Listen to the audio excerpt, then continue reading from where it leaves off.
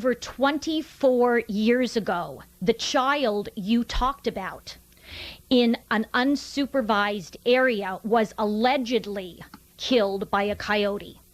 That child had a ruptured spleen. That comes from blunt trauma. Blunt trauma comes from a beating, not a bite to the spleen. More children die from bee stings in a month than have gotten hurt by a coyote in the history of this city. When you consider the number of kids that are killed by their parents and everybody else around, I don't think that this is a huge issue as far as child safety goes. There has never been, a wolf is a huge animal, and there has never been in the history of the United States, in any of known history, the United States, one single incident where a wolf, a huge wolf, has ever killed a human.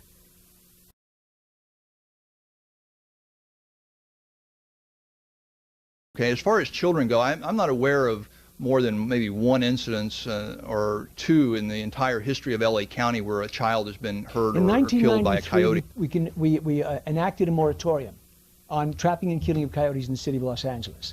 Within that time, up until recently, there has not been one attack.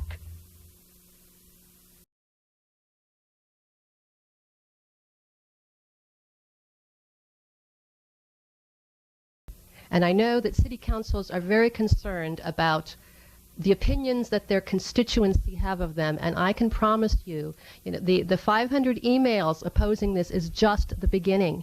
You will see the public outcry. You will not be popular. Don't bring this upon yourself. All these coyotes are going to be killed, and if and when that killing starts here in Glendale, I can guarantee you there's going to be a lot of publicity, and it's not, we in the animal rights community are going to do everything we can to expose this issue to the press and to people all over the world if this killing starts.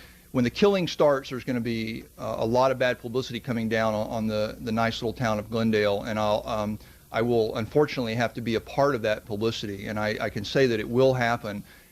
And as far as the incident in 1981 with young Kelly Keene, I'm very aware of that. I've done a great deal of research on it. I also have the report from the father 10 years after the incident. They do not match his report from the incident 10 years prior to that.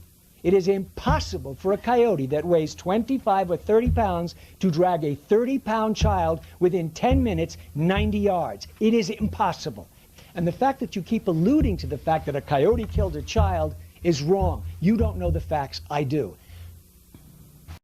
So it's generally unusual. I don't do this, but considering the circumstances, I'll make a exception. My name Please, is Kathy your name Keene. for the record. My name is Kathy Keene. Thank you. And you had something to say? I've been at home watching the city council meeting this evening. I'm the mother of the child that was killed by the coyote in 1981. My heart is pounding. I cannot believe someone has accused my husband or me of child abuse. I am the president of Glendale Healthy Kids. I have spent my life as a child advocate. I love that child with my heart and soul. I did not leave a child unattended in my front lawn, Mr. Weaver. I did not. That's what I know was told. someone said that to you. I don't believe it. I did not. I put her hair in ponytails. I fed her breakfast. We were off to Glen Oaks Park for tot time. I was brushing Karen's hair, who you know very well. A coyote came into our driveway and attacked her on our driveway, 20 feet from our front door, not 90 yards, and dragged her across the street.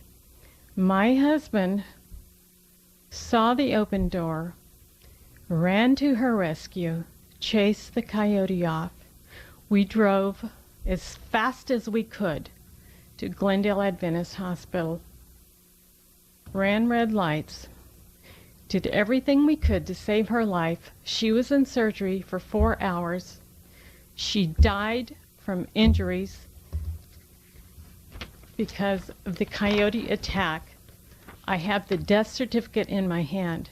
Now, I am not here to discuss whether or not we should trap coyotes. I can go both ways on that.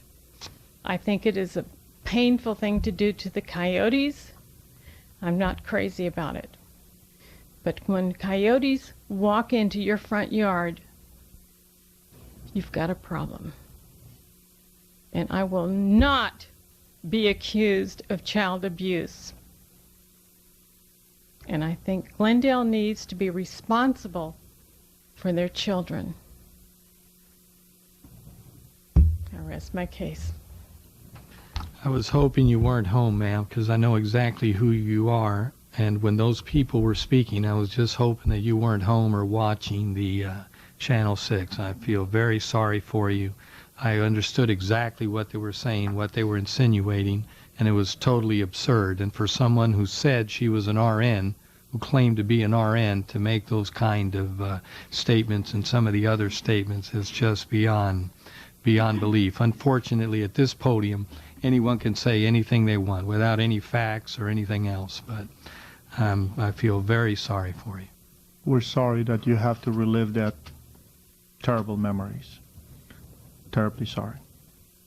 Let me just say one more thing, and unfortunately, they're not in the audience. I think they left. They all left together. I'm really sorry they're not in the audience to hear this, and if they come back, I'll be sure and mention it. I'm very sorry to follow such a thing like this, but I've been a resident in the Chevy Chase Canyon for 33 years, and I can honestly say for the last 25 years, I haven't seen a coyote. So, I mean, whatever you fellers are doing, it's really working, and I came to talk about the town center. We're adjourned.